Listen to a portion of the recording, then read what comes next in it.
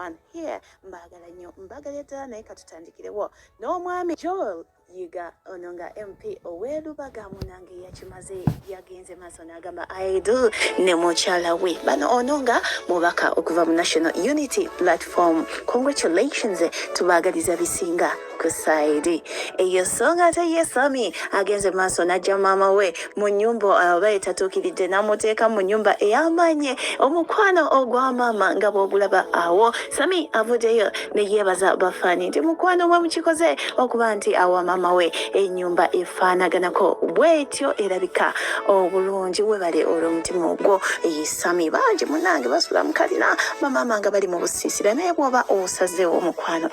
webale era nga congratulations webale kukituukako ku side eyo so nga teye Pinky musayi muto eyakajoininga TNS yakoze performance ye esoose nga ali mu team no sleep naye mukwano omwana yakifa bakudde abaana bagambye abamu nti munange omwana wa 17 years naye byakola bya kintu kikulu yakubye omuziki left right center so nga te abamu bagamba omwana ono byakola tebijja mu myaka gye ayitiridde okubanga munange akola ebyekikulu ye mwana mula Gerby Ntate yavuddeyo na resigning nga nabikutegeezezaako naye yavuddeyo nategeeza teyavudde ku Spark TV entirely no yatutegeezeza nti ajja kuba adda agenda kubeerayo mu background jjukira mu interview emu emabegako omukyalo ono yatutegeeza nti asoma mawulire right about now era nga kigambibwa mbu sawa yonna agenda kuba nga akomawo nga musomi wa mawulire oba news anchor ku Spark TV oba NTV katumulindirire ku side eyo so nga teye omwana muwala Linze Den bwatyo bwakoze abaana nakugambye abakazi enaku zino bakola abakazi balina ssente bangi mpulidde mweyogeza nti omusajja omugaga yaje muzimbidde mukwano ne bwe yatandibadde mugaga abakazi bakikoze abakazi bakituuseeko gwe omuwala wenna ali eyo oba omukyala mukwano yongera kukola kuba abakazi bagenda tuyitako abakazi bakolera ddala muvemu ebyo congratulations girl so nga teye mwana muwala Anita Fabiora yavuddeyo ne yeetondera taata we mbu yase ku mavivi ya realize nti kye yakola ekyokuvuma muzeeyi regardless muzeeyi yakola ki kyali tekisana so mbu yavuddeyo n'amwetondera muzeeyi abeere nga amusonyiwa era mbu bali mu kuzzaawo nkolagana yaabwe ku side eyo so nga teye omukyala Lady Jasmine mukimanyi bulungi nti y'omu ku bayimbi abatufa bakudde enguliko omwaka 2021 temukibuusa maaso naye nga ye avuddeyo n'agamba nti naye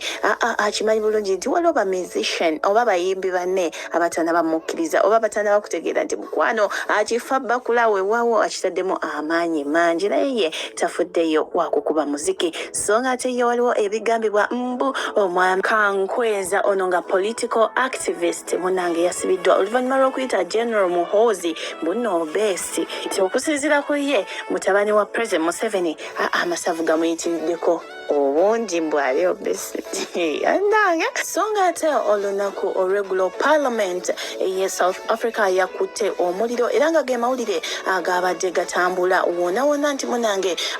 byabukadde byayonoonese omuliro ku gwavudde tegwabadde tegunaba kumanyika we guvudde naye nga kankuzeeko ewa Pastor Bujingo video eyabadde trending olunaku olw'eggulo nga bali ne Susan Makula mukwano nga kyebeekola mmale nkulage kiki omukyala Teddy Naluswa Bujingo kye yasazeewo oluvannyuma okulaba video eno nga omukyala Susan Makula bamubita ku katuuti mu kanisa nanga abaana baagala bannaabwe naye nga webali kuba Efrina Habiyo gyeraba video eyo soka ya Pastor Bujingo deke ya Teddy bye buli kye bakuyita kye kikunjagaza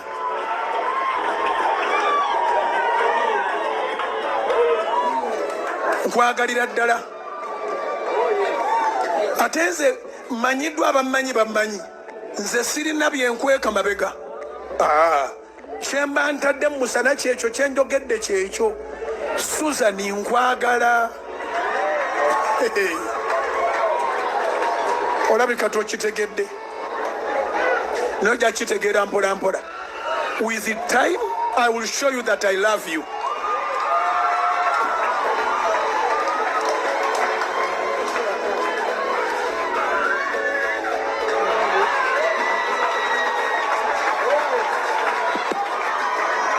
owulira y'embaata yamweganye kati ali mu kifuba kyo kubira mukama engalo ez'amaanyi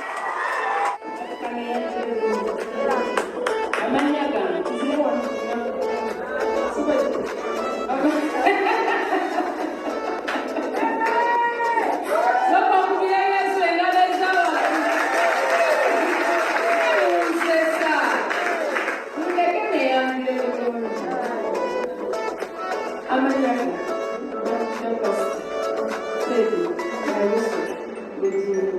be my wedding voice.